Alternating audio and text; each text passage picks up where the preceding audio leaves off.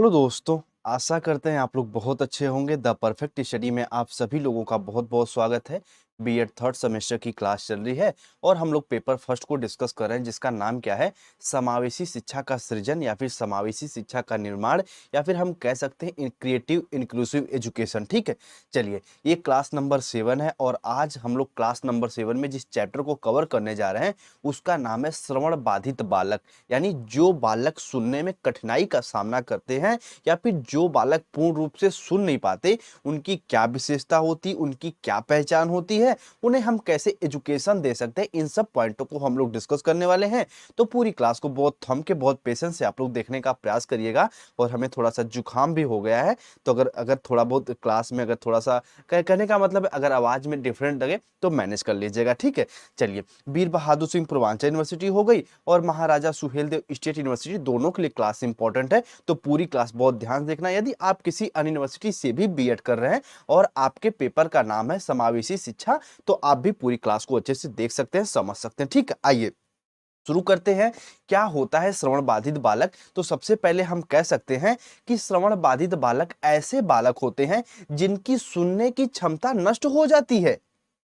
अगर आपकी आपकी नहीं कह सकते, मान लीजिए किसी बालक की यदि अगर सुनने की क्षमता नष्ट हो गई है तो वो बालक बोलने और भाषा, एक तरीके से भाषा के प्रयोग में भी परेशानी का सामना करता ही करता है। आप देखते होंगे जो लोग अगर सुन नहीं पाते ना, वो अच्छे से बोल नहीं पाते, क्योंकि हम सबको पता है कि अगर हम सब भाषा का प्रयोग कैसे करते हैं, सबसे पहले सुनते हैं। बचपन में आप भैया पापा बोलना कैसे सीखे? तो कहोगे सर हमारी मम्मी ने हमको पापा बोला तो हम पापा बोल दिए, नानी नाना सिखाए तो हम नाना।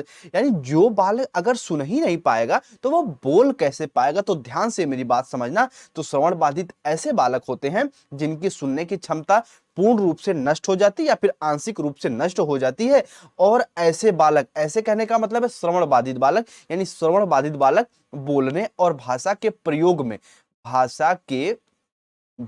प्रयोग में परेशानी का सामना करते हैं। बस इतना इसके बारे में आप सभी लोग जानते रहिएगा। अगर आपके एग्जाम में 50 वर्ड में लिखने को आ जाए कि भैया आप श्रवण बाधित बालक से क्या समझते हैं, तो सीधे सीधे लिख देना कि श्रवण बाधित बालक ऐसे होते हैं जिनके सुनने की क्षमता नष्ट हो जाती है, या फिर जो आंशिक रूप से ही सुन पाते हैं। आंशिक करने का मतलब है कम ही सुन पाते हैं, तो उन्हें हम कौन से बालक कहते हैं? तो श्रवण बाधित बालक कहते हैं। बस इतना इसके बारे में आप सभी लोग जानते रहिएगा। और यही मैं क्लियर कर दूं, देखिए श्रवण बाधित पे आने से पहले हम आपको बिल्कुल 6 क्लास पढ़ा चुके हैं।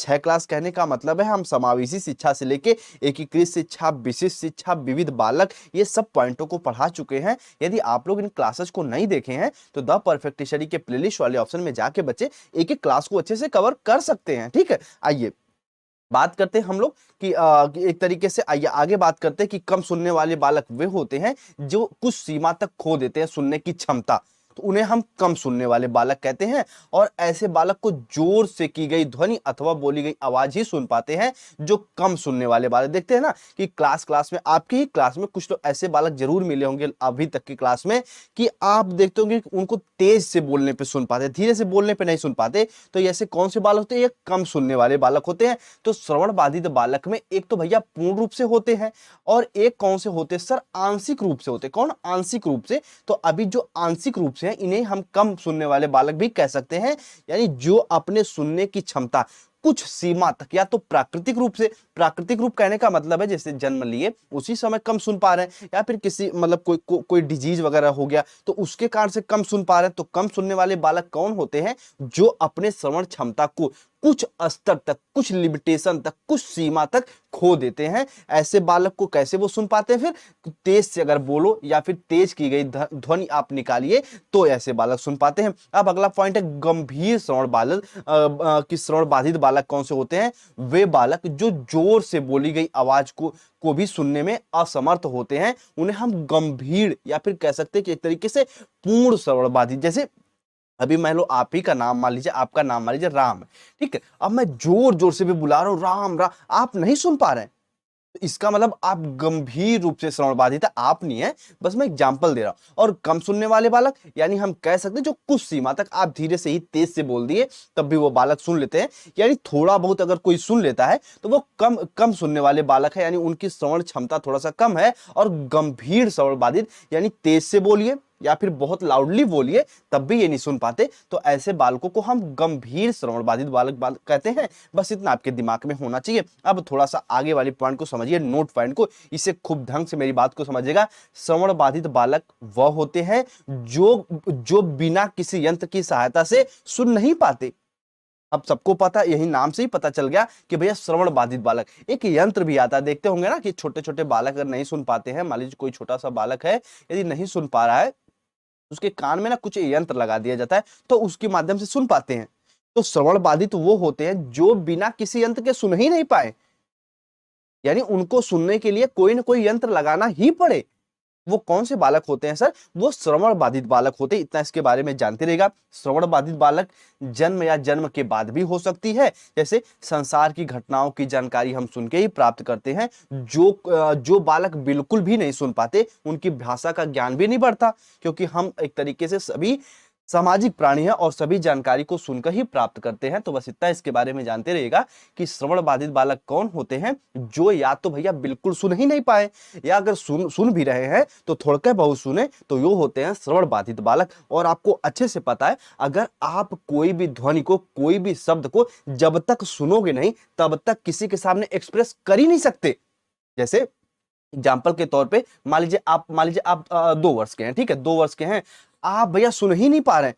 आपकी मम्मी आपको सिखा रही है कि बाबू बोलो पा पा पा, यानी आपको पापा कहने के लिए भैया कोई ध्वनि दे रही है, आप उस ध्वनि को अडॉप्ट कर ही नहीं रहे हो, तो कैसे सीखोगे? नहीं सीख पाओगे। तो यानी कहने का मतलब है कि भाषा के शुद्ध प्रयोग के लिए आपको भाषा का सुनना भी जरूरी है, तभी आप भाषा का एक तरीके से बोल पाएंगे। तो बस इतना इसके बारे में जानते रहिएगा नोट पॉइंट में, कि संसार का कोई व्यक्ति अगर शुद्ध भाषा का उच्चारण करना चाहता है, तो पहले उसे श्रवण बाधित नहीं होना पड़ेगा, या फिर वो श्रवण बाधित नहीं है तभी वो शुद्ध भाषा का प्रयोग कर पाएगा, क्योंकि हम जो सुनते हैं वही तो बोलते हैं ना।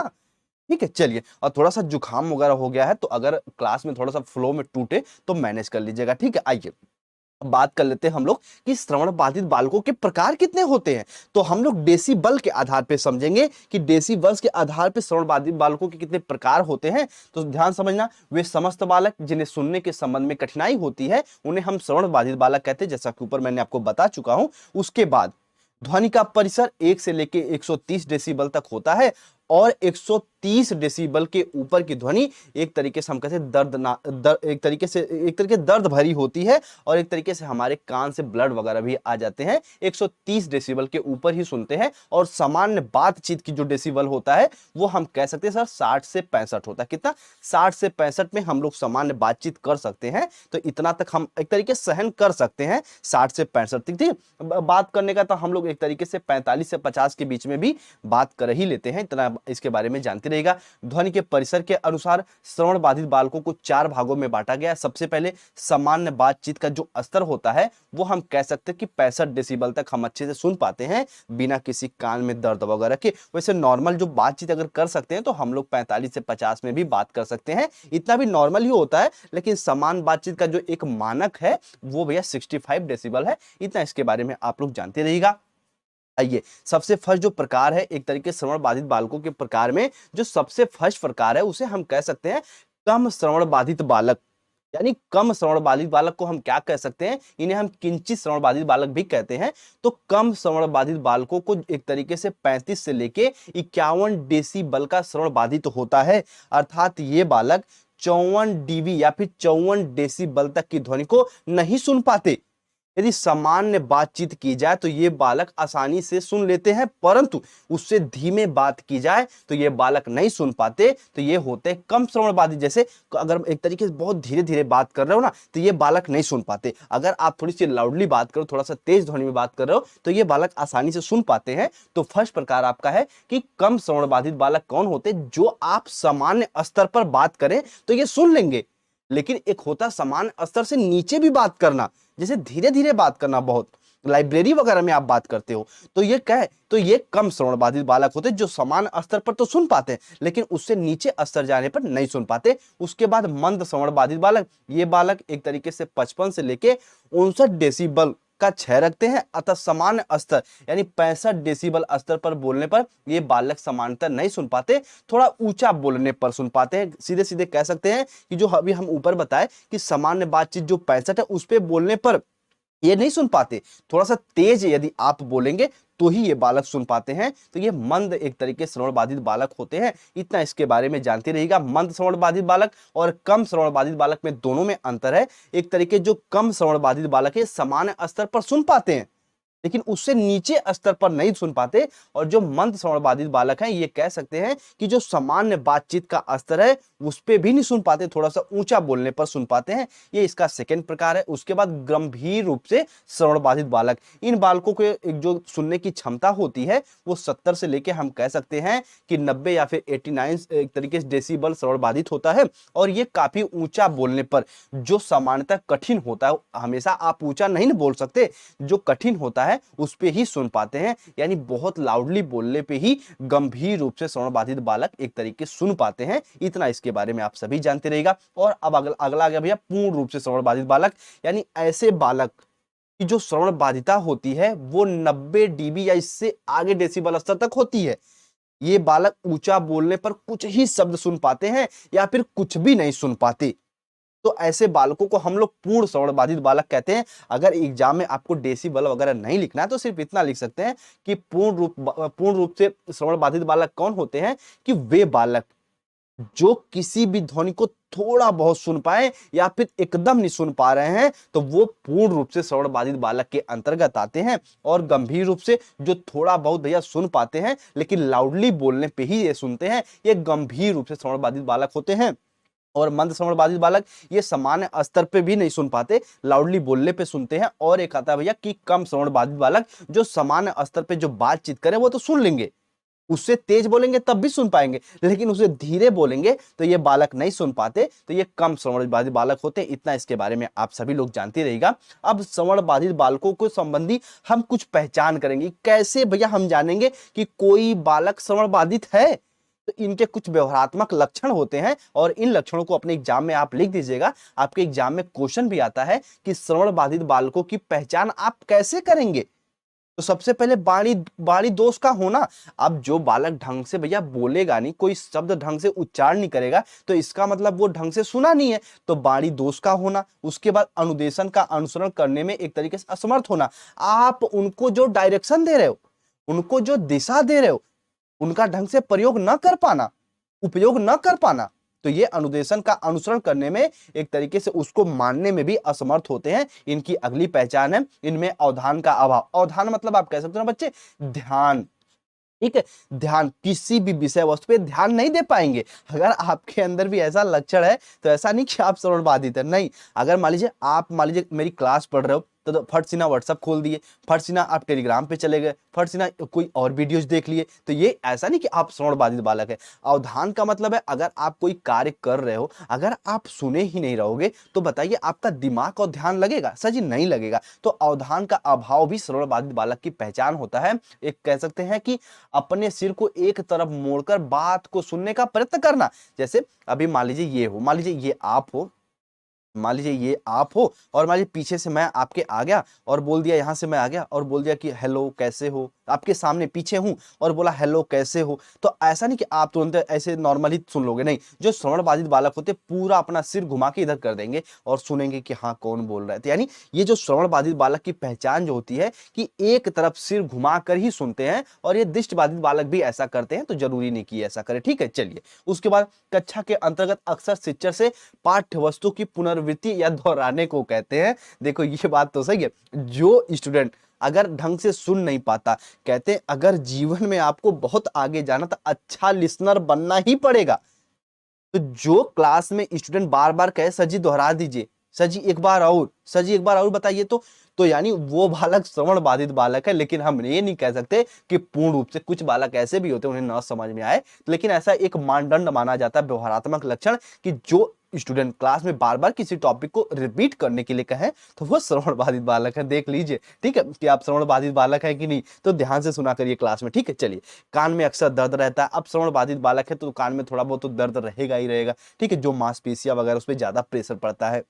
उसके बाद शाब्दिक संप्रेषण में कठिनाई का अनुभव करते हैं। हाँ, बात तो सही है। अपने शब्दों को एक तरीके से कम्युनिकेट करना, एक दूसरे तक पहुँचाने में इनको एक तरीके से कठिनाई का सामना करना ही पड़ता है, तो ये श्रवण बाधित बालक के अंतर्गत आएँगे। ऐसे बालकों की दृष्टि बोलने वाले के होठों की तरफ अधिक होती है। जैसे मान लीजिए मान लीजिए आप नहीं हो, कहोगे सर बार-बार हमारा एग्जाम्पल काहे दे रहे हैं। ये मान लीजिए कोई एक अन्य बालक है, ठीक है? ये मान लीजिए कोई अन्य बालक है और ये हम हैं। मान लीजिए हम आपको कभी सामने आ गए और कह रहे हैं, और स्टूडेंट आप कैसे हो? नहाए-वहाए हो? खाना-वाना खाए हो? एक तरीके से कहाँ जा रहे हो? मेला देखने? जो भी कहूँगा मैं आपसे पूछूँगा, पढ़ाई-लिखाई चल रही है, तो आप ना क्या करोगे, मेरी तरफ नहीं देखोगे। एक तरीके से जो मैं बोल रहा हूँ, जिस शब्द का मैं उच्चारण कर रहा हूँ, होठों की तरफ आप देखेंगे तो समझिए यानी आप होठों से शब्द को पकड़ना चाह रहे हो कि क्या ये बोल रहे हैं। यानी आपको तो भैया सुनने में कठिनाई का सामना है, तो सुन तो पाएँगे नहीं। तो आप होठों से शब्दों को पकड़ना चाह रहे हैं, तो ऐसे बालक कौन से होते हैं? तो श्रवण बाधित बालक होते हैं। इतना इसके बारे में जानते रहिएगा, ठीक है? चलिए, ये सीमित शब्दावली का प्रयोग करते, अब जब भैया सुन ही नहीं पाएँगे, तो इनके पास शब्दावली का तो कमी रहती ही रहती ना, तो ऐसे पॉइंटों को एग्जाम में अच्छे से बना के लिख दीजिएगा। इनकी भाषा भाषा का सही विकल्प नहीं होता। हाँ, बात सही है, यदि हम जब सुने ही नहीं रहेंगे, तो हम कौन-सी बेहतर भाषा का प्रयोग कर पाएँगे? नहीं कर पाएँगे, तो इनकी भाषा का विकल्प सही नहीं होता। ये वाद-विवाद कार्यक्रम में हमेशा संकोच करते हैं। हाँ, जब आपके पास ये दोनों यानी 9 और 10 पॉइंट नहीं रहेंगे, शब्दावली नहीं रहेंगे, भाषा नहीं रहेंगे, तो वाद-विवाद में एक तरीके से जब हम ग्रुप डिस्कशन वगैरह करते हैं, तो उसमें एक लोग दूसरे पे हावी होते हैं। जब आपके पास शब्द नहीं है, तो कैसे आप वाद-विवाद करेंगे? तो ऐसे बालक भी श्रवण बाधित बालक के अंतर्गत आते हैं। अक्सर इनका कान बहता रहता है। हाँ, देखते होंगे कि कान से इनके कुछ लिक्विड वगैरह निकलता रहता है, बार-बार, बार-बार रुई वगैरह लगाए रहते हैं, तो ये बालक श्रवण बाधित बालक होते हैं। एक तरीके से कक्षा में बालक कान में आवाज़ सुनने के यंत्र का प्रयोग करते हैं। ये भी श्रवण बाधित बालक का सबसे बेस्ट एक तरीके से पहचान करता है कि जो बालक श्रवण बाधित बालक होते हैं, उनके कान में कुछ न कुछ इंस्ट्रूमेंट लगा रहता है, एक तरीके से उनके सुनने के लिए यंत्र लगा रहता है, ताकि वो क्लास में आसानी से सुन पाएँ। तो इस प्रकार से इन पॉइंटों को आप लोग जानते रहिएगा, ठीक है? चलिए, अब नोट पॉइंट समझ लीजिए। इस प्रकार के व्यवहार से अध्यापक को श्रवण बाधित बालकों की पहचान आसानी से कर सकता है। अतः अध्यापक को ऐसे बच्चों पर पूरा ध्यान देना चाहिए। ये नोट पॉइंट जब भी आप अपने एग्जाम में कॉपी लिखा करिए, तो निष्कर्ष जरूर लिखा करिए। अब जैसे अगर आपके एग्जाम में पूछ दिया, जैसे मेरी बात समझ लीजिए, एग्जाम में पूछ दिया कि श्रवण बाधित बालकों की पहचान क्या है, तो मान लीजिए 9-10 पॉइंट आप लिखिए, लास्ट में ये पॉइंट लिख दोगे ना, तो पूरे का पूरा निष्कर्ष निकल गया। यानी इस प्रकार के व्यवहारात्मक जो भी ऊपर अभी आप व्यवहार बताए हो किसी बालक का, उससे एक अध्यापक श्रवण बाधित बालकों की पहचान कर सकता है। अतः ऐसे अध्यापकों यानी ऐसे जो भी ऐसे बालक हैं, उन अध्यापक उन पे पूर्ण रूप से ध्यान दें। ठीक है? उस पर पूरा रूप से केयर करें, तो ये भी श्रवण बाधित बालकों की पहचान हो जाती है। तो इन पॉइंटों को आप लोग बेहतर रूप में समझते रहिएगा। अगर एग्जाम में आपके क्वेश्चन आ भी जाता है कि श्रवण बाधित बालकों की पहचान क्या-क्या है, तो आप इन सब व्यवहारात्मक लक्षण को लिख सकते हो कि बाड़ी दोष का होना, जो बात अच्छे से सुन नहीं पाएगा, वो बोल भी नहीं पाएगा, और जो बालक आपकी आपकी बातों को सुन ही नहीं गा, तो कैसे उसका अनुसरण करेगा? ठीक है? उसका पालन कैसे करेगा? तो सेकंड पॉइंट भी हो जाएगा पहचान में अवधान, यानी उनका ध्यान एक जगह नहीं रहता, अपने सिर को एक तरफ मोड़ कर सुनते हैं किसी बात को, तो ऐसे बालक श्रवण बाधित बालक होते हैं। उसके बाद हम कह सकते हैं कक्षा के अंतर्गत अक्सर अध्यापकों से विषय वस्तु को दोहराने के लिए कहते हैं, जो भी आप पढ़ा रहे हो उसको कहते हैं सर एक बार और रिपीट कर दीजिए, सर एक बार और रिपीट कर दीजिए, यानी वो ढंग से नहीं सुन रहे हैं या फिर क्लास में उनका मन नहीं है, तो मन क्यों नहीं, जब वो सुन नहीं पाएंगे, तो ये भी पॉइंट हो जाएगा। अक्सर कान में दर्द रहना, शाब्दिक संप्रेषण का प्रयोग करने में कठिनाई का सामना करना, सीमित शब्दावली हो गई, भाषा का सही प्रयोग नहीं कर पाना, वाद विवाद से हमेशा बचते रहना, कान अक्सर बहते हुए नजर आना, और उसके बाद कि कक्षा में बालक के कान में आप यंत्र देख रहे हैं, तो समझिए भैया वो श्रवण बाधित बालक है। और इतना पॉइंट हो गया, 13 से 14 पॉइंट इनमें आप समझ सकते हैं उनकी पहचान से। अब बात आती है कि सर श्रवण बाधित बालकों की शिक्षा, ठीक है, यानी कि श्रवण बाधित बालकों को आप शिक्षा कैसे देंगे? तो हम 4 प्रकार की एक तरीके से सुविधाएं उनको प्रोवाइड करते हैं। सबसे पहले समन्वित कक्षा, ध्यान से अगर मेरी बात समझेंगे तभी मेरी बात को समझ पाएंगे। मैं अभी इसके ऊपर आपको पढ़ाया था कि समावेशी शिक्षा, इंक्लूसिव एजुकेशन, मैं उसमें बताया था जो बालक एक तरीके से लगभग सामान्य कक्षा में बैठने के लिए एलिजिबल हैं, तो उनको बैठाइए। जहां तक संभव हो सके सभी को समन्वित कक्षा में बैठाने का पूरा प्रयास करिए। लेकिन अगर कोई बालक पूर्ण रूप से एक तरीके से भैया गंभीर है, एक तरीके से पूर्ण रूप से श्रवण बाधित है, तो उसे समन्वित कक्षा में नहीं बैठा, एक तरीके से समावेशी शिक्षा में नहीं बैठा सकते। तो उसके लिए आप इंटीग्रेटेड क्लासरूम व्यवस्था करेंगे, आप समन्वित कक्षा कक्ष की व्यवस्था करेंगे। उसके बाद नियमित विद्यालयों में विशेष कक्षा, जो बालक थोड़ा बहुत सुन पा रहे हैं, अगर अगर सामान्य बालकों के साथ बैठने में थोड़ा हिचकिचा रहे हैं, तो नियमित जो भी विद्यालय आपके हैं उनमें विशेष स्पेशल क्लासरूम की व्यवस्था कर दीजिए। विशेष विद्यालय, जो बालक पूर्ण रूप से एक तरीके श्रवण बाधित है भैया, उनके लिए आप क्या करोगे, तो विशेष विद्यालय की व्यवस्था करोगे। आवासीय विद्यालय, जो बालक पूर्ण रूप से या फिर एक तरीके से आने जाने में असमर्थ है, तो आवासीय विद्यालय की व्यवस्था करिए। तो ये एक तरीके से हम कह सकते हैं कि श्रवण बाधित बालकों को हम 4 प्रकार के कक्षा कक्ष में बैठा सकते हैं। समन्वित, नियमित रूप से जो भी आपके क्लासरूम है उस पे किसी विशेष कक्षा यानी स्पेशल क्लासरूम तैयार कर दीजिए। उसके बाद स्पेशल स्कूल, जो बालक पूर्ण रूप से बाधित हैं, श्रवण बाधित है, स्पेशल स्कूल चला दीजिए। आवासीय विद्यालय, हम कह सकते हैं कि जो बालक आने जाने में असमर्थ है, सुनने में असमर्थ है, उनके लिए भी एक अलग से विद्यालय वगैरह बनाइए, तो ये आवासीय विद्यालय के अंतर्गत आ जाएगा। अब जो बात आती अगला कि श्रवण बाधित बच्चों की शिक्षा के लिए जो सामान्य शिक्षा प्रक्रिया हमें क्या अपनानी चाहिए। यानी एक बालक को यदि आप पढ़ा रहे हो तो समान, एक तरीके से हम कह सकते हैं कि सामान्य शिक्षण प्रक्रिया क्या होनी चाहिए। एक अध्यापक की सामान्य शिक्षण प्रक्रिया, किस प्रक्रिया का उपयोग करना चाहिए। तो आइए सबसे फर्स्ट पॉइंट को समझिए कि कक्षा में मौखिक संप्रेषण प्रदान करने के लिए दृश्य उद्दीपकों का प्रयोग किया जाना चाहिए। हाँ, आपको कहोगे सर जी, आप मेरी बात इसको कहोगे सर प्रूफ करिए, प्रूफ कर देता हूं। जैसे क्लास में आप मान लीजिए आप एक कहानी बता रहे हैं कि एक थी रानी, कहोगे सर जी जेंडर बायस की बात मत करिए, एक थी रानी, ठीक। अभी क्लास में पढ़ा रहे हो, एक थी रानी, यानी एक तरीके से आप लक्ष्मीबाई की बात करना चाह रहे हैं। तो क्लास में अगर बोले जा रहे हैं, तो जो बालक श्रवण बाधित बालक वो सुन पाएगा नहीं, तो उसके लिए झांसी की रानी का एक तरीके चित्र दिखाइए, घोड़ा वोड़ा दिखाइए, ठीक है। उस प्रकार का आप विषय वस्तु प्रोवाइड करिए, चित्र, मॉडल, मानचित्र का प्रयोग करिए। अगर नदी वगैरह के बता रहे कि गंगा नदी भारत की पवित्र नदी है, गंगा नदी एक तरीके से इतनी लंबी है और ये यहाँ जाके गिरती है, यहाँ से निकलती, तो भैया बालक नहीं समझेगा, क्योंकि बालक सुन ही नहीं पा रहा। तो एक तरीके से मॉडल, एक तरीके से आप मानचित्र में गंगा नदी को दिखाइए, हिमालय पर्वत को दिखाइए, पश्चिमी बेल्ट को दिखाइए, माजुली द्वीप को दिखाइए। कमेंट सेक्शन में कमेंट करिए कि माजुली द्वीप कहां है। और मेरी बात मेरा बात बहुत ध्यान समझना, लाइफ में जब भी आप थोड़ा बहुत ये लगे या आप हम फ्री हो गए हैं, तो एक बार माजुली द्वीप जरूर जाइएगा, ठीक है। माजुली द्वीप जरूर जाइएगा और ये कमेंट सेक्शन में कमेंट करिए कि माजुली द्वीप कहाँ है। बहुत प्यारा जगह है, हम भी नहीं गए हैं पर जाएंगे जरूर एक दिन, और वहां जाके फिर आपको फोटो वगैरह भेजेंगे, ठीक है। तो यहाँ पे आप घुमा करिए, कम से कम भारत में जो एक तरीके से अच्छी लोकेशन है वहां तो जाया करिए टाइम निकाल के, ठीक है। तो एक प्रकार से आप कह सकते हैं कि अपने क्लास में जब बच्चों को पढ़ा रहे हैं तो मॉडल का प्रयोग करिए, चित्रों का प्रयोग करिए, मानचित्र का प्रयोग करिए। तो इस प्रकार से इन सब का प्रयोग करेंगे तो श्रवण बाधित बालक अच्छे से सीख पाएंगे। तो यही हो गया सामान्य शिक्षण प्रक्रिया, ठीक है। आइए अगले पॉइंट को समझ लीजिए। क्योंकि जो श्रवण बाधित बालक हैं, शिक्षण प्रक्रिया में अध्यापक के हाव भाव, अंग संचालक, होठों के संचालन आदि बहुत महत्व रखता है।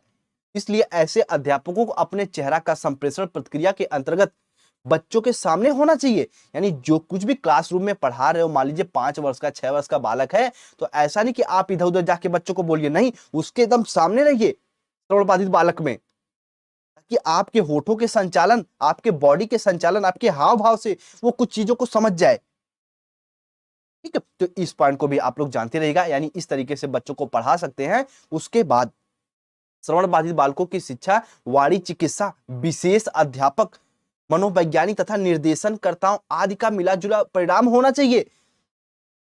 यानी एक जो अध्यापक है भैया, वो मनोवैज्ञानिक की बातों को भी जानता हो, विशेष स्किल भी सीखा हो, विशेष अध्यापक भी हो, वो निर्देशन करता भी हो,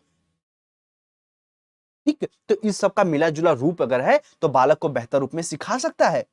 आवश्यकता अनुसार बहु इंद्रिय उपागमों का प्रयोग किया जाना चाहिए।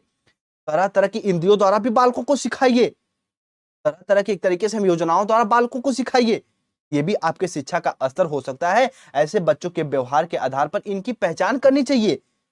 सामान्य कक्षा में इन्हें आगे की सीटों पर बैठाने की व्यवस्था करनी चाहिए। यानी अगर जो बालक थोड़ा बहुत कम सुन पा रहा है, आगे बैठा देंगे तो थोड़ा सा तेज सुनने लगेंगे। तो ये अध्यापक का दायित्व बनता है कि क्लास में ऐसे बच्चों की पहचान करिए और उन्हें आगे बैठने के लिए कहिए।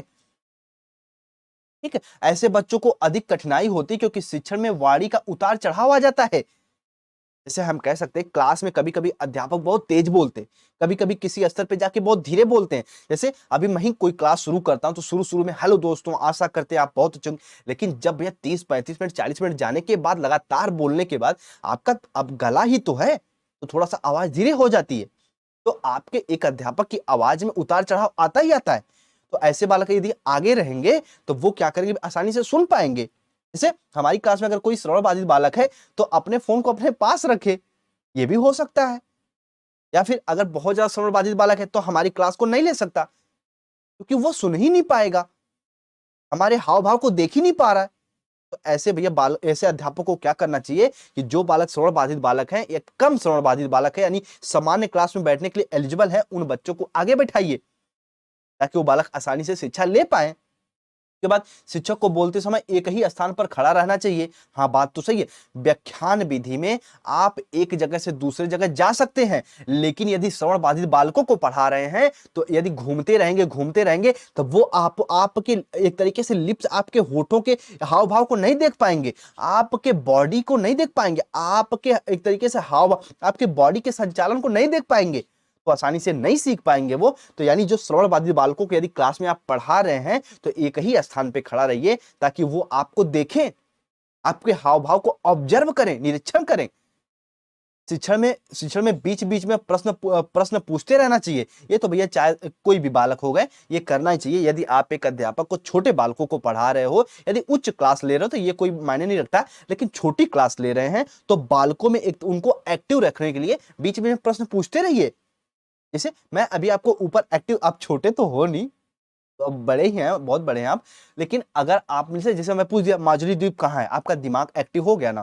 तो इसी प्रकार यदि आप छोटी क्लास को पढ़ा रहे हो तो ये फंडा हमेशा अपनाइएगा कि छोटी क्लास में बीच-बीच में प्रश्न पूछते रहना, तो बालक बदमाशी भी नहीं करते।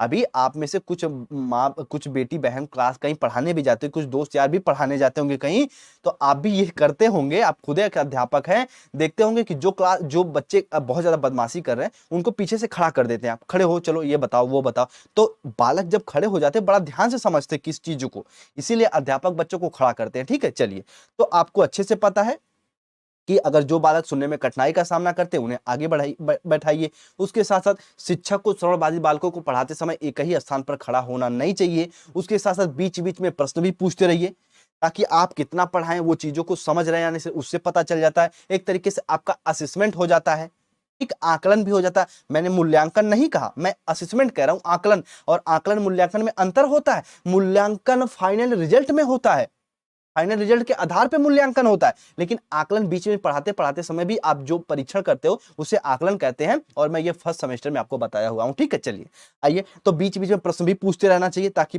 पढ़ाई गई विषय वस्तु बच्चे समझ रहे हैं कि नहीं समझ रहे हैं। उसके बाद 8 पॉइंट है, कक्षा कक्ष में कम से कम बाधा की एक तरीके से बाधाएं होनी चाहिए। आपकी जो भी कक्षा है वो शोर मुक्त होनी चाहिए।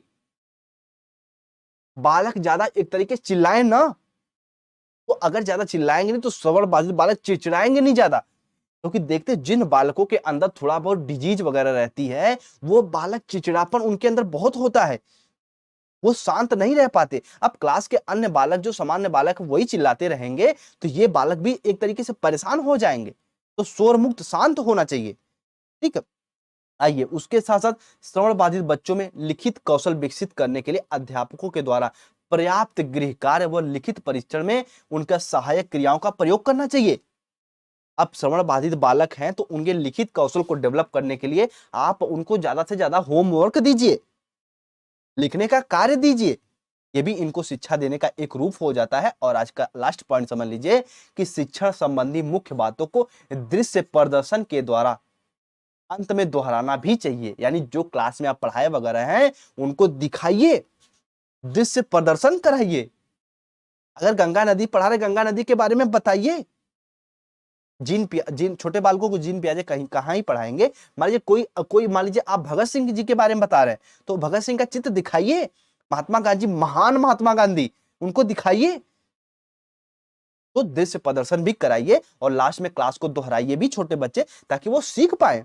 तो इस तरीके से पूरा श्रवण बाधित बालकों को हम लोग समझे। एक बार अभी हम भी दोहरा देते हैं, क्योंकि माता पिता के लिए उनके बेटे हमेशा छोटे ही रहते हैं, और एक शिक्षक के लिए उनके स्टूडेंट भी हमेशा एक तरीके से स्टूडेंट ही रहते हैं। जब भी वो मिलते हैं तो अपना अध्यापक अपना स्टूडेंट समझ के ही मिलते हैं। तो अभी हम भी आपको ऐसा समझ रहे हैं कि दोहराने की आवश्यकता है, दोहरा देंगे, ठीक है, परेशान मत होइए आप लोग। चलिए देखिए, आज के क्लास में हम लोग श्रवण बाधित बालक को समझे हैं।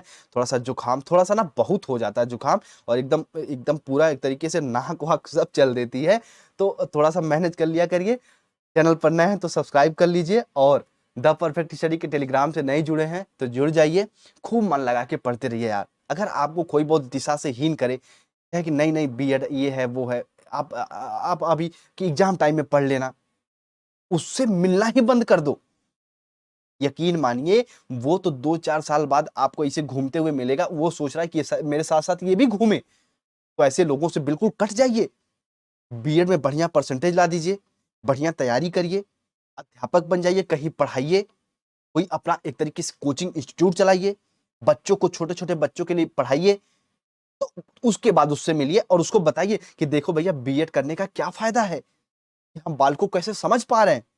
तो पहले उनसे मत मिलिए, ऐसे लोग समझ लीजिए आपको दिशाहीन ही करेंगे। उम्मीद करते हैं हमारी पूरी बात को समझेंगे। As a teacher, as a guider, as a भाई आपके, हम आपको थोड़ा बहुत सजेस्ट कर देते हैं, तो उसको अन्यथा मत लिया करिए, ठीक है। खूब मन लगा के पढ़ते रहिए। और सीटेट की क्लास के लिए यकीन मानिए, सभी जितने भी बच्चे हैं, मैं सबके लिए, जो स्टूडेंट द परफेक्ट स्टडी से जुड़े हैं, 200 क्वेश्चन तैयार कर रहा हूं एक एक सब्जेक्ट का। यानी 200 क्वेश्चन हिंदी का, 200 क्वेश्चन सीडीपी का, 200 क्वेश्चन संस्कृत का, और 200 क्वेश्चन मैथ का, 200 क्वेश्चन ईवीएस का। और आपको सबको पता, जैसे मैं आपको मॉडल पेपर देता था बीएड में, वैसे ही भैया 200 क्वेश्चन की सीरीज दूंगा। और उस 200 क्वेश्चन के आधार पे ही आपके सीटेट की एग्जाम में क्वेश्चन देखने को मिलेंगे।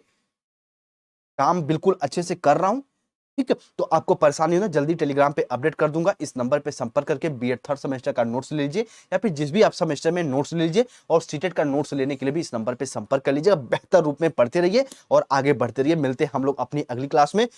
सब लोग अपना ख्याल रखिए, अपने परिवार का अपना ख्याल रखिए। सभी को जय हिंद, जय भारत।